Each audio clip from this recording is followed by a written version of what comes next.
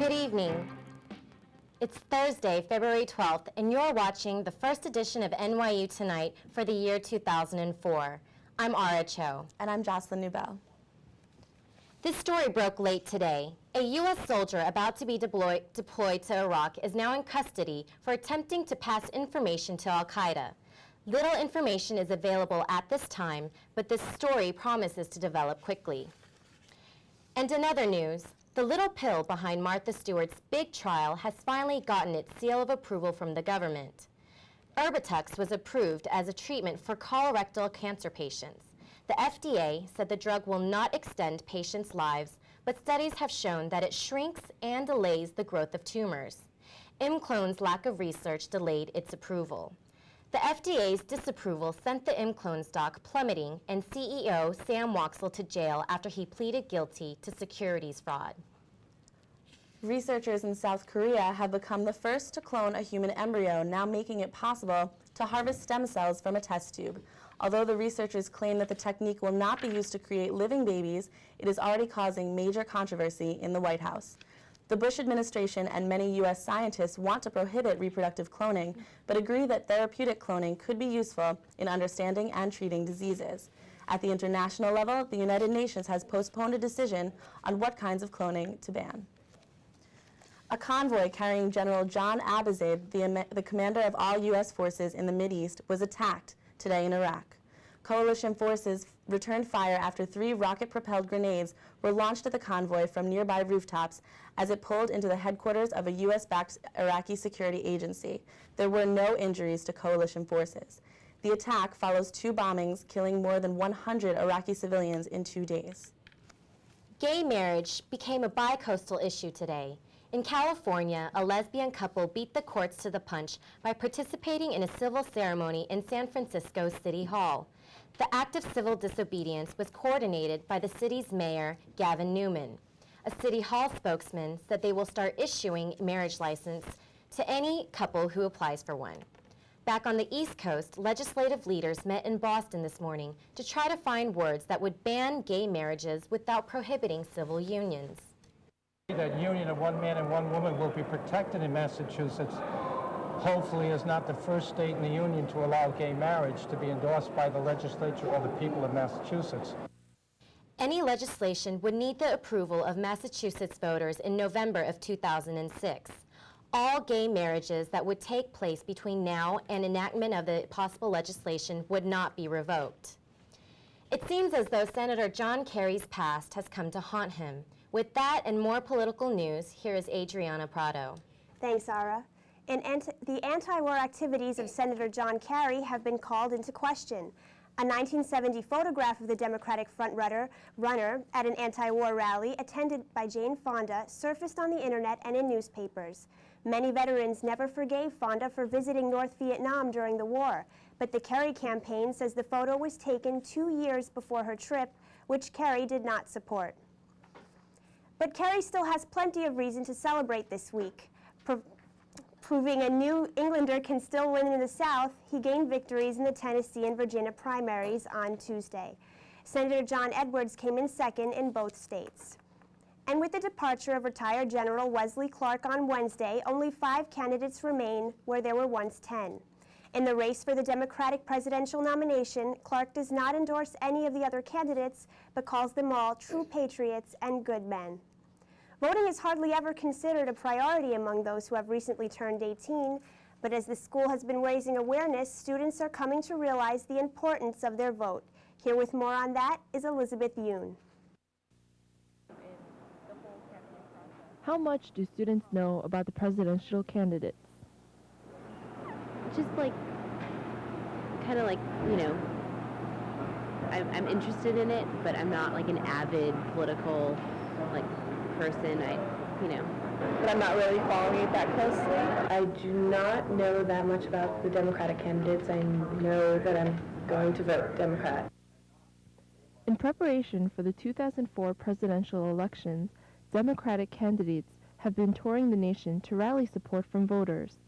Part of the touring process involves spreading one's name, but since most of the candidates could not appear here at NYU, they sent the next best thing, representatives. The Tisch School of the Arts held an open forum where Democratic candidate representatives were able to state their candidates' platforms and take questions from the audience.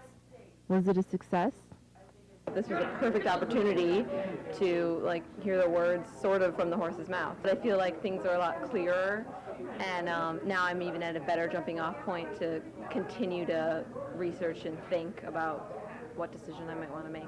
I think it was very effective. I know a lot more than I did when I came, and I think it actually inspired me to research more on the different candidates. Other ways the school has been trying to keep students informed and involved is by operating a voter registration booth right in Tisch Hall, where over 400 students have registered. Stephen Brams, professor of politics here at NYU, believes that it is the expected job of citizens to take an active role and be informed of candidates and the voting process. I think it should be a matter of voluntary efforts, especially on the part of students, but maybe faculty who want to get involved should be able to do so, but I don't think there should be any sponsorship by NYU or attempts to get out the vote. I think that should be up to people who want to organize for the different candidates, for the different parties. There are 9 months left until the elections. The Tisch School of the Arts has plenty of events planned, such as Albany Day on February 26th. To stay informed with upcoming events, check the Tisch School of the Arts website. For NYU Tonight, this is Elizabeth Yoon. An article on CNN's website last week reported that politically active students appear to be the minority on NYU's campus, but others would disagree. Last night at Lafayette Hall, representatives from NYU Students for Edwards, Students for Dean, and Students for Carey met with residents to discuss the remaining 5 presidential candidates and the issues in the November presidential elections. The program was sponsored by the Peer Education Pilot Program through the Department of Presidential Education.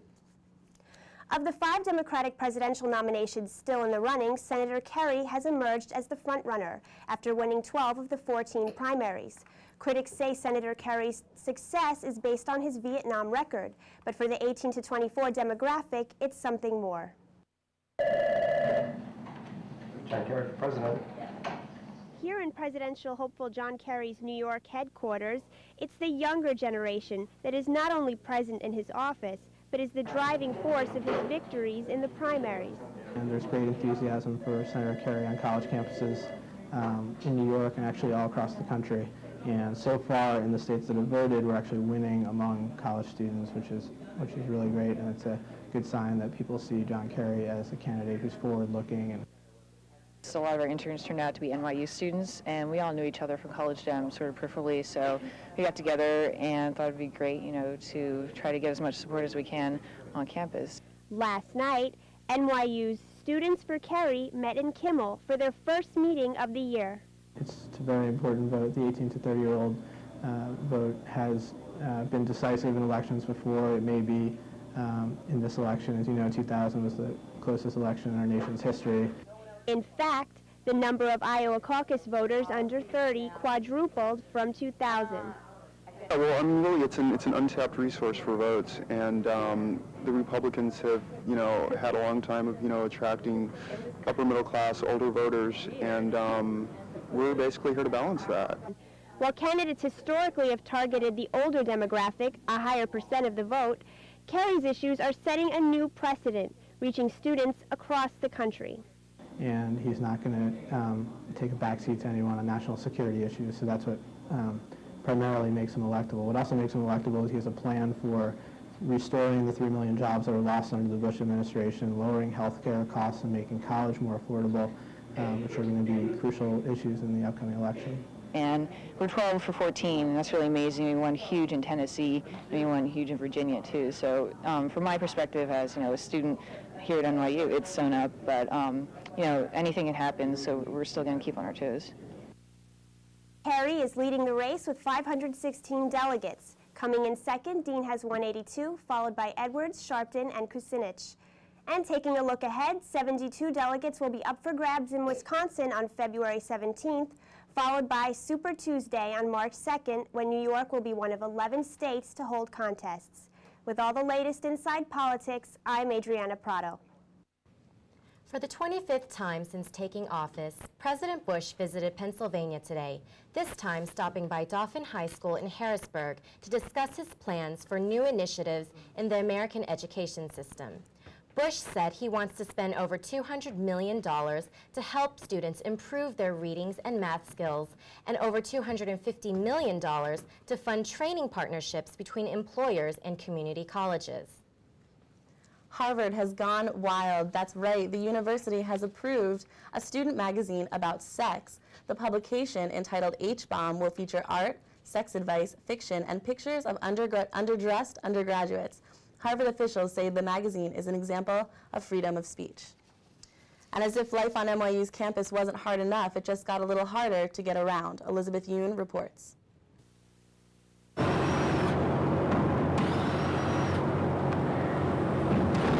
It's just annoying. When you're listening or taking an exam, you know, or taking a quiz, still it bothers me.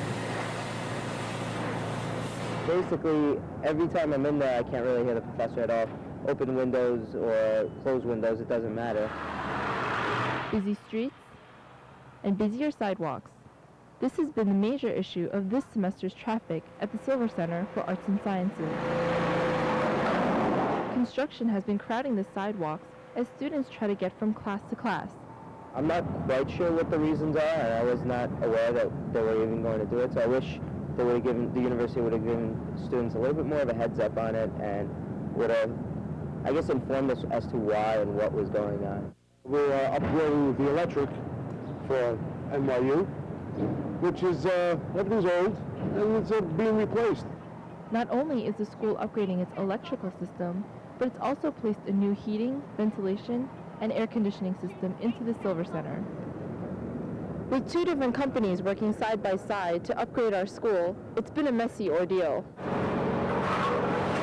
Workers from the Atlantic Steel Fabricators Corporation have been repaving and waterproofing the street to protect its new HVAC system, which is in the basement of Silver.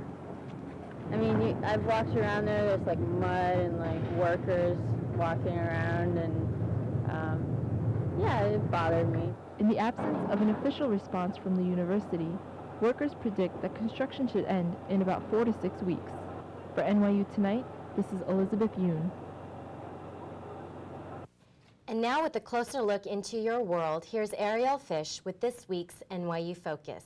Thank you, Ara. Not feeling so secure about your social security number being used as your ID? Well, I bet the 2,000 of you whose numbers were recently leaked onto the internet certainly don't. But rest assured, NYU is working on solving this problem. Starting as soon as spring break, NYU will be issuing new ID numbers to all of its students. These new numbers will begin with a letter, followed by 8 random digits. The process will also involve giving new ID cards to all 70,000 of you. So try to be patient through what looks to be a lengthy process. Another NYU record has been broken, and no, this doesn't relate to its increasing tuition. This year, 34,000 high school seniors have applied to become part of NYU's class of 2008. This now makes NYU the most applied to private university in the nation, but this increase has forced the university to be more selective with its admission process. Now, only 1 in 4 students who apply are accepted, compared to just over 10 years ago when 2 out of every 3 students were admitted. Valentine's Day is just around the corner, but for those of you who are planning on staying over at your boyfriend or girlfriend's dorm and are hoping to make it a more permanent arrangement in the near future, don't get your hopes up just yet. NYU has still not ruled on whether or not co-ed housing should be allowed. The informal deadline was set for the middle of this month so that students could learn of the decision before making their housing plans for next semester. But the administration says they've been focused on other priorities and have delayed addressing this issue. But don't worry, you should be put out of your suspense soon enough. The Housing Office is pushing for a decision as soon as possible. I'm Ariel Fish, and that's this week's look at campus life. Back to you. For Valentine's Day, will you be giving your special someone a box of chocolates or a bouquet of flowers?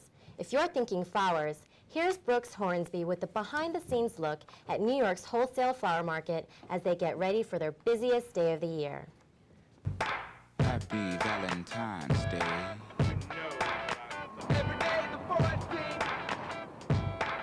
I don't think y'all heard me. Flowers.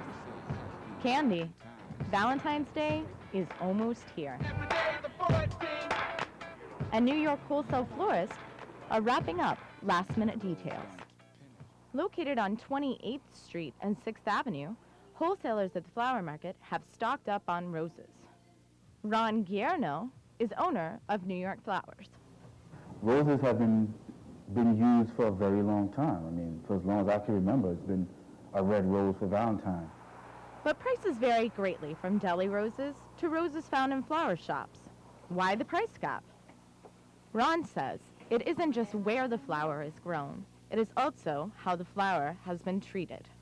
A deli rose is a stripped rose. It's a rose that was heavily damaged and that was totally peeled off. The deli rose looks like a pencil. In order to make the flowers last longer, most wholesalers refrigerate them overnight. But no matter where you buy flowers, some tips to make them last longer are to clip the ends of the flowers and put them in fresh water daily. If this all seems too much, there's always lingerie to spice things up. Happy Valentine's Day. For NYU Tonight, I'm Brooks Hornsby. Violence, Valentine, vagina. What do all of these words have in common? V-Day. Isha Mehta has more on that story. My vagina's furious and it needs to talk. It needs to talk about this shit. It needs to talk to you. Yes, she means you. But don't be offended by this young lady's vagina fury just yet. She and several other women are part of the cast of this year's V-Day at NYU production of The Vagina Monologues. The show's director is NYU grad student Chelsea Nelson. She wanted to set the record straight about the show's feminist air. Being pro-woman doesn't mean being anti-male. It just means that we're voicing a truth that has been, for the most part, silenced, and it's just so crucial. It's so crucial, and I think we should all be pro-women. We should all be pro-men. We should all be pro-family, pro-everything. I think that they're... But that still doesn't answer many critics' questions as to why the show only highlights women's issues of abuse. You look at the majority of victims, they're women. They are women. The majority of perpetrators are men. And not to say that rape doesn't happen to men, because it does. Sexual assault happens to men, and that men are not the only perpetrators. Women can commit those crimes as well. But when we look at the historical numbers and the numbers that are continuing today, it's still, for the most part, women who are suffering. Still, Nelson offers an optimistic view to challenge the stereotypes. This is a start. We have to start somewhere, and I think that rightfully it has to start with women. And look at where we've come now. We have men included. We do, and that they're involved in the way that they are speaking out about the violence against women and against children, and that how important that is to get males involved in anti-violence campaigns. So. This year's production involves a powerful men's statement as well, and will be featured in the show. And men have to be the ones to teach their sons that being a man has nothing to do with aggression or conquering or virility or strength. But before any of that happens, men must assemble themselves to reinvent what it means to be a man. Because all proceeds from the show will benefit New York Latinas Against Domestic Violence. The Vagina Monologues opens February 12th and runs until the 14th at the Kimmel Center. For NYU Tonight, this is Isha Mehta. And with today's shakeups, makeups, and breakups, here's Jennelle Menendez with your entertainment news. Thanks, Jocelyn. Courtney Love has cleared up any doubt that she's back to her bad girl ways after failing to show up for court this week to face drug charges. The judge issued a warrant but then revoked it after her lawyer explained she had security concerns about the public appearance. Any further run-ins with the law could put Love's tour plans in jeopardy. Her first solo album, the aptly named America's Sweetheart, comes out this week. Art Garfunkel will need his own bridge over troubled waters after pleading guilty to marijuana possession. The Rock and Roll Hall of Famer was busted in upstate New York last month after state troopers found 6 grams of pot in his limo. Although it's unclear whether or not he inhaled, Garfunkel still has to pay a whopping $200 fine. Goodbye Springfield and hello Hollywood. After 14 years, The Simpsons are headed to the big screen. Producer Matt Groening is reportedly working on a script featuring America's favorite cartoon family. No word yet on the release date or the plot, but fans are sure it will be, in the words of Mr. Burns, excellent. The Broadway musical Ragtime swings into Washington Square this weekend. Based on the novel by NYU professor E.L. Doctorow, Ragtime runs through February 15th at the Skirball Center. Tickets are on sale now. And a classic American couple calls it quits after 43 years. Just days before Valentine's Day, a spokesperson from Mattel confirmed Barbie and Ken are separating. Citing irreconcilable differences, people hope the pair will remain friends. Some say the breakup is a result of Ken's reluctance to get married, while others think he's just tired of being called Mr. Barbie. Ara, back to you. For those of you tired of the cold weather, let's take a look at the 5-day forecast.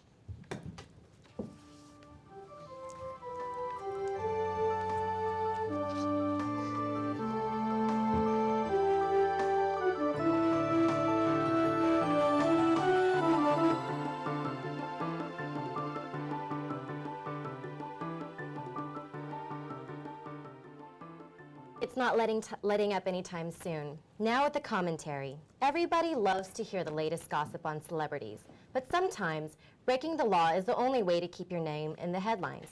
Here with the comment is Liz Sabbia. Thanks. We love to hear that Jay-Z is going to propose to Beyonce, or that Jen and Ben have split for good this time. That's why shows like Access Hollywood and Extra are so popular. But what happens when celebrities get in trouble? They're swarmed with cameras and reporters dying to get the inside scoop. Great debates on their guilt or innocence fill up the 6, 7, and 11 o'clock news. And in the case of O.J. Simpson, we all sat glued to our television sets as the jury rendered its verdict, not guilty. This, of course, after watching the trial live on TV for weeks. The people we've come to love tumble down from that pedestal we place them on. Or do they? We all know that celebrities are treated differently when they have run-ins with the law. When Winona Ryder was caught on video surveillance stealing from a department store, she gets a slap on the wrist. Hugh Grant, after soliciting a prostitute, pays a fine and continues about his acting career. In the case of Kobe Bryant, we wouldn't even be discussing the victim's sexual past if he wasn't a celebrity. And how many actors and musicians use drugs? Come on. The problem is we want to believe our favorite celebrities are innocent, and it's hard to think otherwise.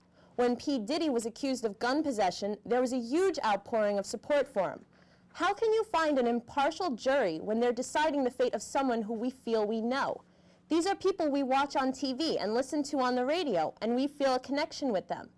The bottom line is, if Martha Stewart was just a housewife, she'd be treated differently, no question. Same with Jason Williams if he had not been a star basketball player.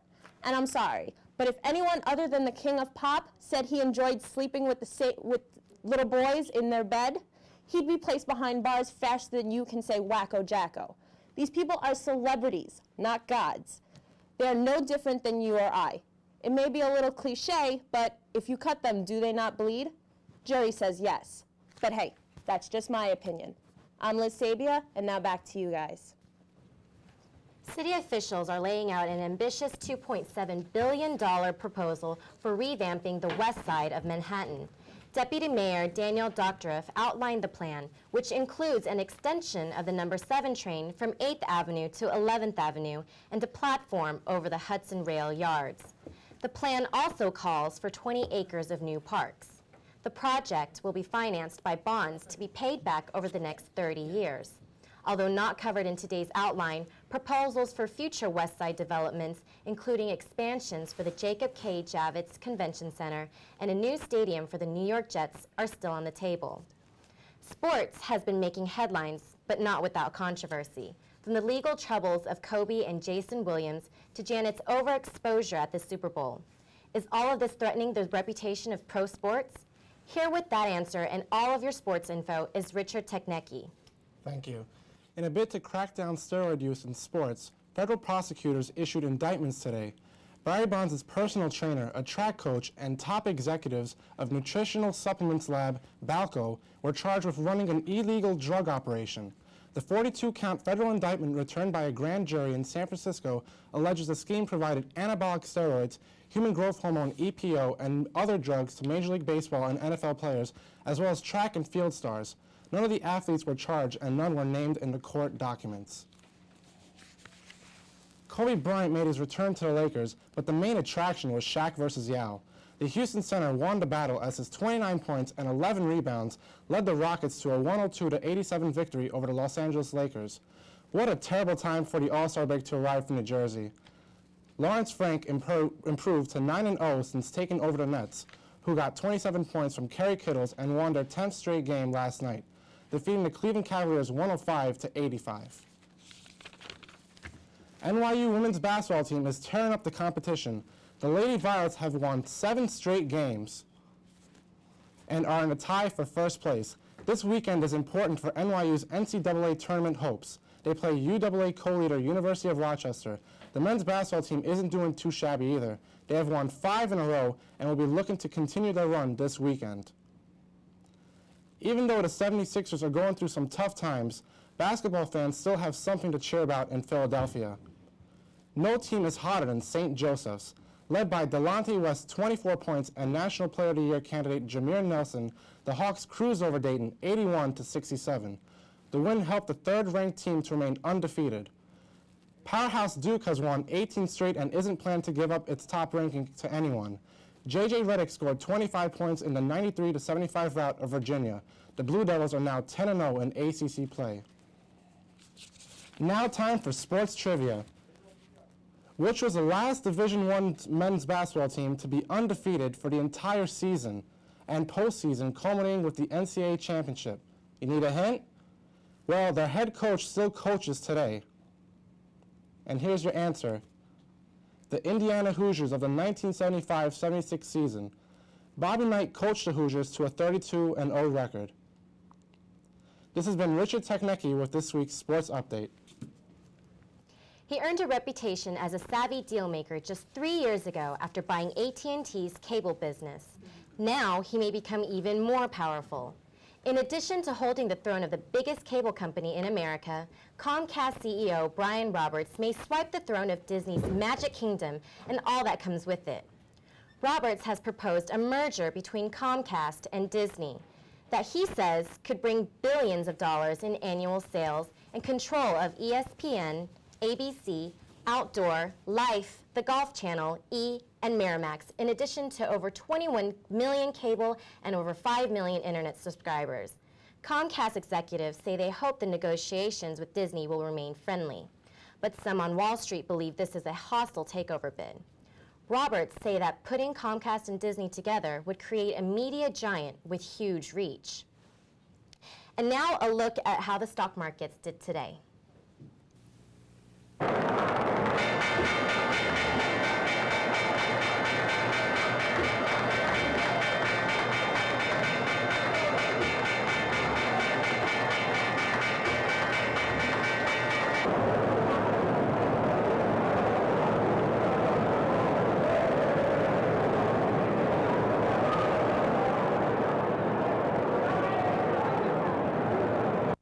So the stocks dipped today. Don't use it as an excuse not to buy something for your Valentine, right, Ara? Absolutely. For NYU Tonight, I'm Ara Cho. I'm Jocelyn Nubel. Thanks for watching. Y'all have a good President's Day weekend.